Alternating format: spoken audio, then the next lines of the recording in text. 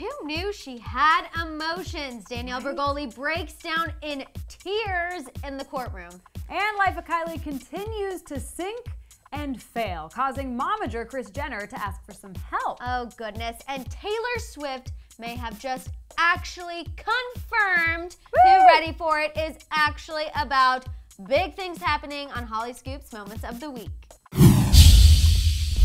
Happy weekend, you guys. Welcome to Hollyscoop's Moments of the Week. I'm Madison Hill. I'm Stephanie Gray. First things first, we've got to talk about Danielle Bregoli, of course, because I feel like now there's not a week goes by that we can't talk about her. So what happened this week is Danielle was sentenced to 5 years probation until she was 19. She's 14 now, blah, blah, according to the Palm Beach Post. But it wasn't the sentencing that everyone was talking about like previously. Everyone always talks about her criminal charges. Right. It's the fact that Danielle Bregoli has a soul, and she broke down in tears after hearing her father speak in the courtroom at her hearing. So he described her newfound fame as child exploitation. He said he's worried about who is profiting from her fame. I'm assuming that was a dig at her mom. Right. And that she needs to be in Palm Beach and taken away from the toxic LA environment. So this surprised me because if I can say one thing about Danielle Bregoli, she is tough. She is strong. She is not one I'd think to cry easily. So yeah, it shows she does have feelings. Makes me want to watch her reality show more, I'm not gonna lie. But that's sad. Yeah. But then this is what I also thought was confusing. In the past, when her dad has said that to the tabloids and stuff about the fact that she's being exploited, she responded saying, I have not talked to my dad since like forever ago, and now he's suddenly come back into my life when I'm famous. Right. Basically accusing him of just wanting his 5 minutes of fame. His 5 minutes of fame. No, definitely. And this isn't the first time that Danielle's dad has spoken out. I talked about how last week he came out, and he's very big on the word child exploitation. He said that. But he also brought up Kylie Jenner because, as you know, and we've talked about several times on here, she kind of throws a dig at her in her music video. And he said how he wanted to apologize to Kylie Jenner and talk about cyberbullying and how it's not okay. And he did say in that statement that he was not there for Danielle's life to tell her what's right and wrong.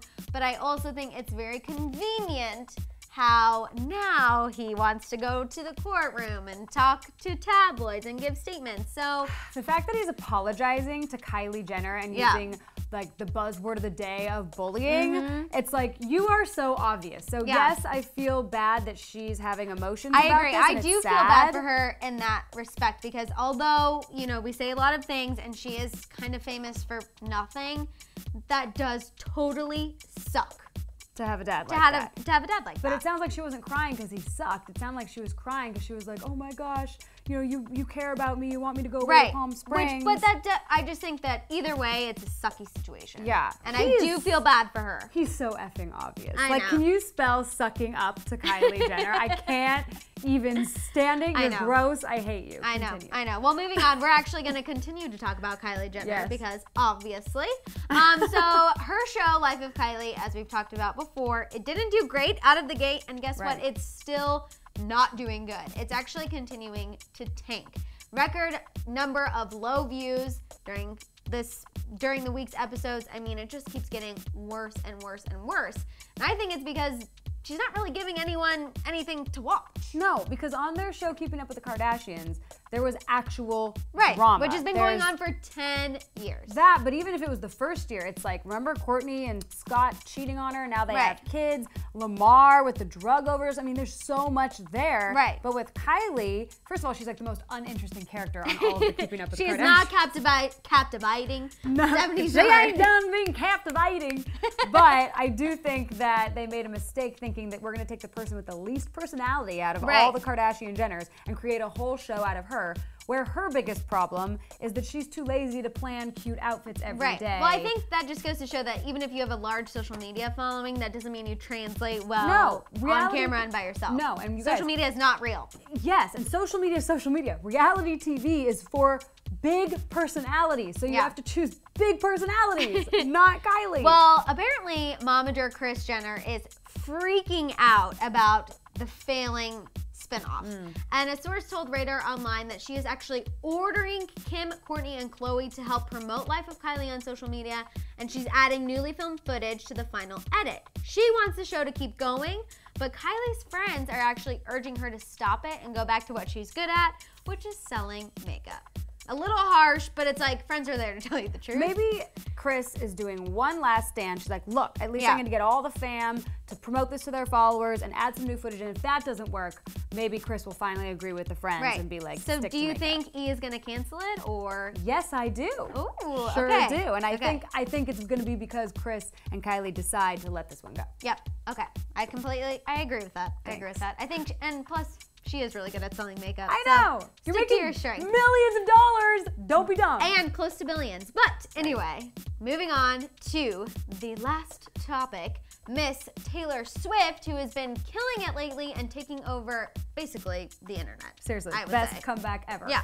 So she released Ready For It, and there, since then, have been so many theories about who Ready For It is about. Which ex is Taylor talking about? So, of course, there were theories about Harry Styles, Calvin Harris, Tom Hiddleston, and her current rumored boyfriend, Joe Alwyn. Right.